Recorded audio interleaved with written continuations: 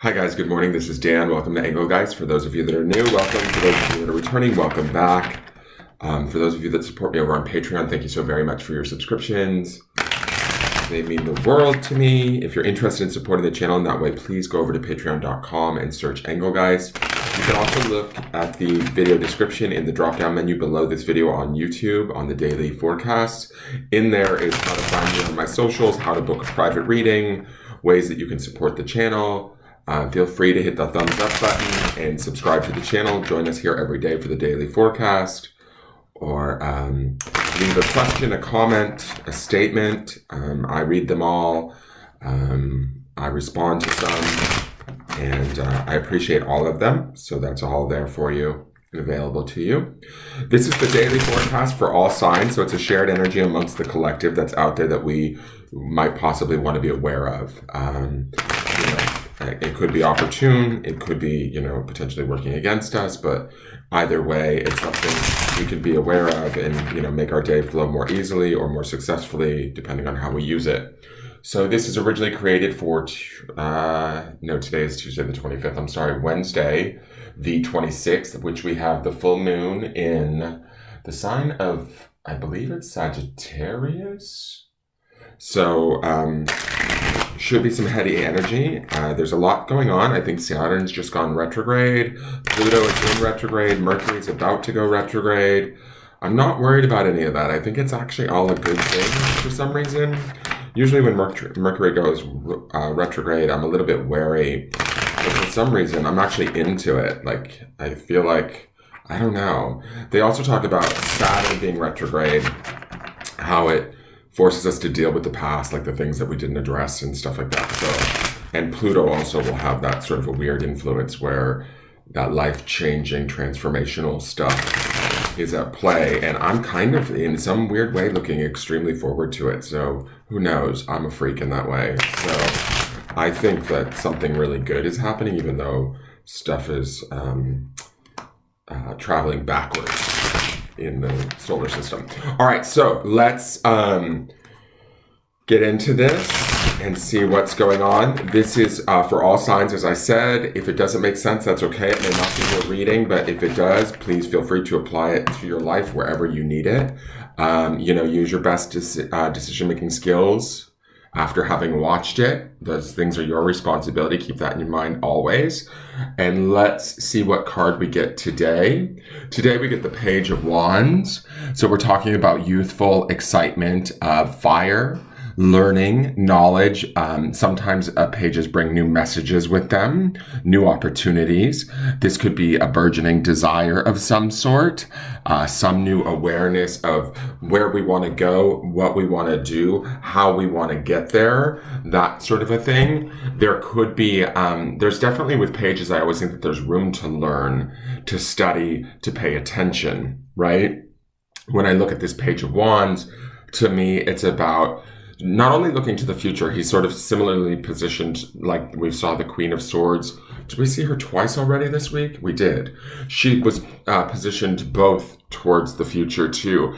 And I think that this adds to that flavor of now is the time to think about where do we want to be. And it's interesting that I was bringing up the retrogrades and sort of like, in a way, they sort of churn up the past so that we can kind of complete those cycles, close those chapters, and move towards the future, right? And so I feel like with this Page of Wands, the message today could very well be for the majority of you. Where is it that we want to be? How is it that we're going to go about getting there? What chapters do we need to sort of close? Why is that pulsing like that? My video is like pulsing. That's so weird. I've never seen it do that. Do you see that? I don't know. We'll have to see when this uploads. It feels like it's pulsing. That's bizarre. Anyways, learning, sort of dealing with things that maybe have gone unaddressed, not looked at, not seen, or looked over, avoided even at times. The Queen of Swords is definitely going to be about that honesty and that truthful look, right? That long, hard look at whatever is going on or whatever does need to be addressed, and what boundaries need to be put into place, what truths need to be told. And these may be truths that are just for ourselves. We don't need to be going and telling everybody else our truth. I mean, we certainly can, but we don't have to. This is about, our own personal truth, probably, the reality of that and taking action around it. The wands would be a suit of action, right? It's that first impetus of desire, and then moving into ideally action. The page would be about learning about the newness of that and how to begin to take those first steps towards those things. Underneath this fiery page of wands, although pages can be that sort of youthful, exuberant, exciting energy, and they can kind of, in my opinion, sort of get a little bit, they have the potential to kind of, they can go the wrong way. And I'm not saying that with this card, but they, can sometimes be loose cannons in a way, right? The page of wands today, though, is underpinned by not only that Queen of Swords, which we saw yesterday and in Sunday, but it's also now, since we're in the midweek of Wednesday, with this full moon too, which always has a little bit of a heady energy. And I believe it's some sort of weird eclipse too that's happening, or some weird thing that's going on with the moon. It's in Sagittarius, which is very expansive, very mutable, very much, associated with Jupiter too, the sign that's associated with Jupiter. So it should be well-being and good things that are coming, and benefic opportunities, that sort of a thing. But with this page of wands, he's also underpinned by that Seven of Pentacles.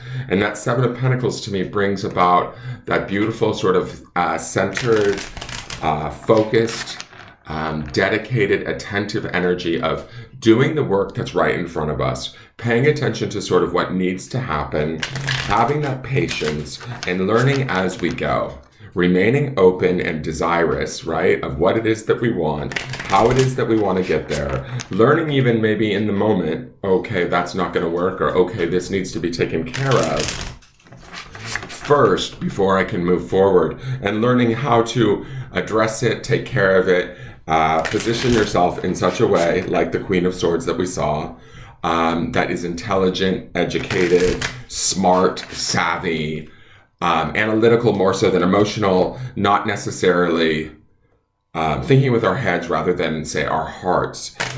There is still this desire, a strong desire or a new burgeoning desire within this page of wands, but I like that he's grounded by that Seven of Pentacles, meaning although we might want to move quickly or swiftly towards whatever it is we're looking at, we may need to slow ourselves down. We probably will have to balance it out with that Seven of Pentacles underneath and learn about it as we go.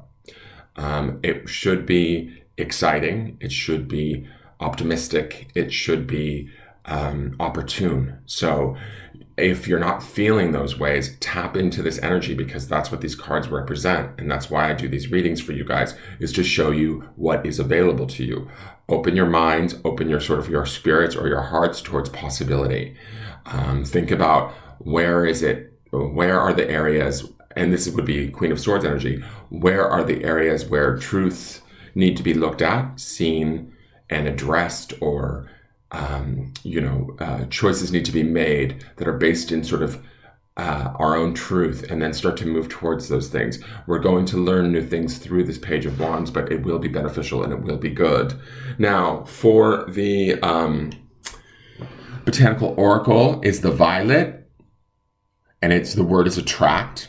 With this page of wands, remember I said new messages, and then we have this attract card. To me, it feels like the page of wands, his desire, his exuberance, his optimism, his fresh perspective, youthful perspective that's not necessarily jaded, miserable, beleaguered, like an open mind, open heart. All of that is attracting to us something that should be, in my opinion, powerful, exciting, and again, I'm going to say it again, opportune, right? There's something going on here, guys, that I think that we can, if we're not in the flow of this, we're missing out, right? So keep that in mind for those of you that could be out there going like, I feel miserable, this is no good, but if that retrograde energy is pulling you down, is it making you look at the past in a way that is not Maybe that's why we're seeing the Queen of Swords so much, is we need to be looking at the past or things that have gone unaddressed that might be getting dragged up for us. We need to be looking at it with a more analytical, honest eye and being practical about stuff, and then changing our relationship to it or our decisions around it from that place, and allowing it to shift so that new things can be attracted to us, new opportunities, new pathways even can come about and show themselves to us. Remember, we have that knowledge stone.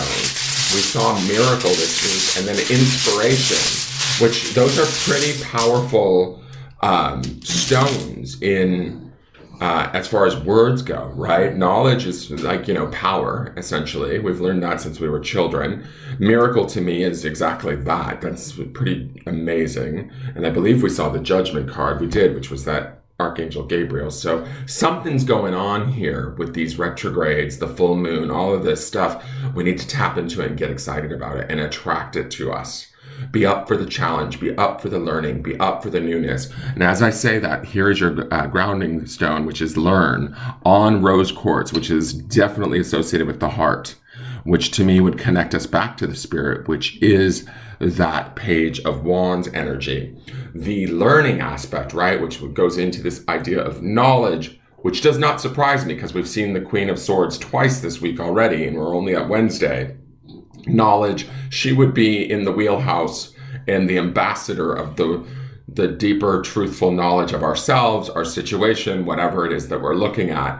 When we're looking at this learned stone, that is sort of the passion of this Page of Wands, attracting more learning, attracting more open-mindedness, attracting whatever it is that we might need, desire, and being open to learning it in the moment from this heartfelt place, grounding in the optimism and the love and the compassion of that, even if that love and compassion is only for ourselves, right, at this time, as we learn our way through, maybe situations of the past, as they come up for us through these retrogrades, allowing them to come up and change us in some way, shape, or form. Remember, if we're heading on this same path and we haven't changed too much throughout this week, we end out on that beautiful King of Cups. So there's going to be something that settles very nicely and very beautifully emotionally for us by the end of this week. Ideally, that's the plan, from how I'm seeing these cards. So be open to whatever it's being shown to you, and learn from it, attract even more of it to you, and to let it come to you and change you. I love that this violet color is the same as hollyhock, which was abundance yesterday.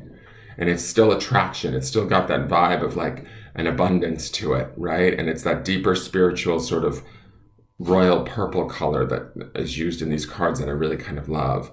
That is your forecast. I hope you enjoyed it. Please hit the thumbs up button and subscribe to the channel. Share this out with whoever you feel might need it.